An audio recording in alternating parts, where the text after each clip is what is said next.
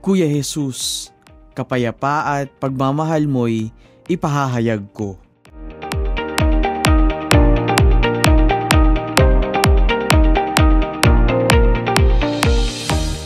Ang mabuting balita ng Panginoon ayon kay San Juan.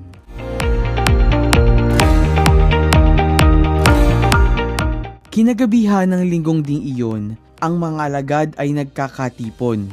Nakapinid ang mga pinto ng bahay na kanilang pinagtitipunan dahil sa takot nila sa mga Hudyo. Dumating si Jesus at tumayo sa gitna nila. "Sumainyo ang kapayapaan," sabi niya. Pagkasabi nito, ipinakita niya ang kanyang mga kamay at ang kanyang tagiliran.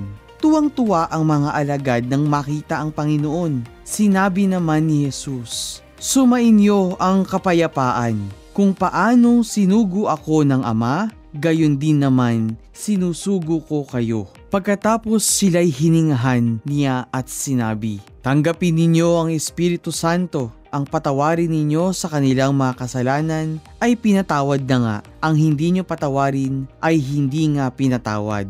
Ngunit si Tomas, na tinaguri ang kambal, isa sa 12, ay wala roon nang dumating si Jesus. Kaya't sinabi sa kanya ng ibang alagad, "Nakita namin ang Panginoon." Sumagot si Tomas, "Hindi ako maniniwala hanggat hindi ko nakikita ang butas ng mga pako sa kanyang mga kamay at naisuot ko dito ang aking daliri at hanggat hindi ko naipapasok ang aking kamay sa kanyang tagiliran."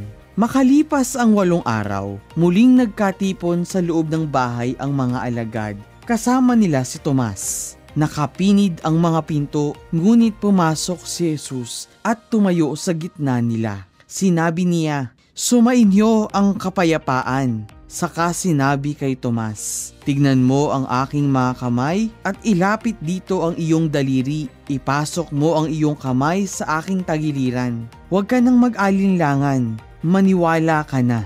Sumagot si Tomas, "Panginoon ko at Diyos ko." Sinabi sa kanya ni Jesus, "Naniniwala ka na ba sapagkat nakita mo ako? Mapapalad ang mga naniniwala kahit hindi nila ako nakita." Marami pang kababalaghang ginawa si Jesus na nasaksihan ng mga alagad, ngunit hindi natatala sa aklat na ito. Ang mga natala rito'y sinulat upang sumampalataya kayo na si Jesus ang Mesiyas, ang anak ng Diyos, at sa gayoy magkaroon kayo ng buhay sa pamamagitan niya.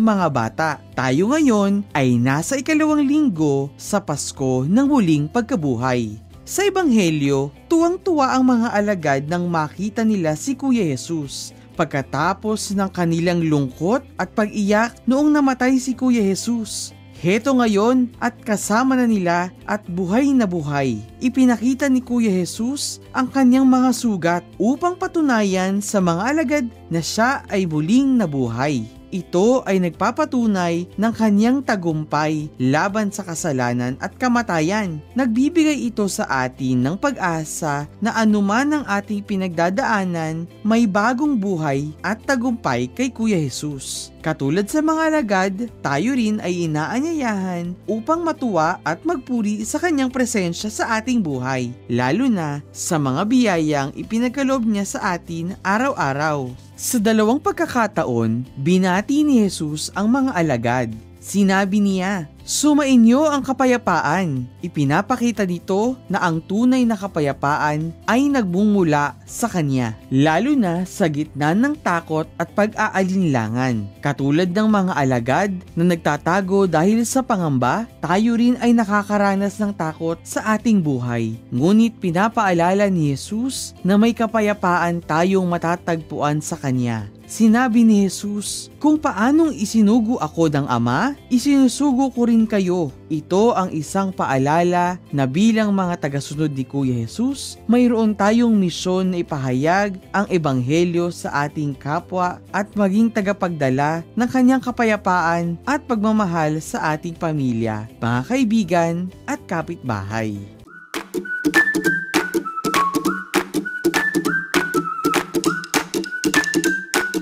Paano tayo maging daan ng kapayapaan at pagmamahal sa ating kapwa? Una, maging mabuting halimbawa. Magsimula sa sarili sa pamamagitan ng pagpapakita ng kabutihan, respeto at pagmamahal sa iba. Ang iyong kilos ay maaring maging inspirasyon sa iba upang gawin din ang tama. Pangalawa, maging mapagbigay at matulungin sa kapwa kahit sa maliit na paraan. Ang pagtulong sa nangangailangan kahit sa maliit na paraan tulad ng simpleng pagngiti, pagbati at pakikinig ay maaring makapagbigay ng liwanag sa buhay ng iba. Panghuli, pagyamanin ang pagmamahal at iwasan ng alitan at galit. Piliin ang kapayapaan sa halip na away. Matutong magpatawad at magbigay ng pag-unawa sa halip na pairalin ang galit o sama ng loob. Suportahan ng isa't isa, itaguyod ang pagkakaisa at ipalaganap ang mensahe ng pagmamahal sa pamamagitan ng positibong pakikitungo sa lahat.